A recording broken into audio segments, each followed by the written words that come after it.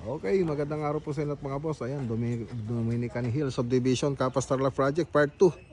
So alas na punta tayo rito. Nag-deliver tapos nag-start na sila. So kahapon, nag-resume po sila kahapon na magtrabaho rito. So ay nagtanggal na po sila ng canopy. Papalitan na po natin ng ano na yan, tubular tsaka yung polycarbonate. So ayan po yung gagawin dyan. Tapos ayan, nag-waterproofing na po tayo pero waterproofing pa po natin yan lahat-lahat ng exterior niya. Tapos doon sa likod, ayun, tinanggal na po natin yung ano doon, yung dating bubong doon.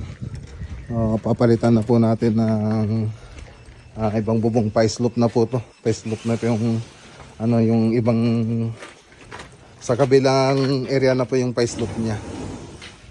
Ayan, so nagpalitada na rin tayo rito. Tapos nilagyan natin ng pintuan, lalagyan ng pintuan. So doon dati yung slope na ito nandito, dito sa gilid, ngayon doon na babagsak lahat ng tubig. So doon na pa yung downspout niya.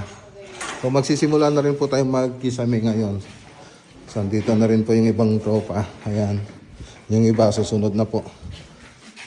So makikita nyo naman doon sa ano, part 1 ng video natin yung 3D animation nito, yung design niya sa labas tsaka sa loob.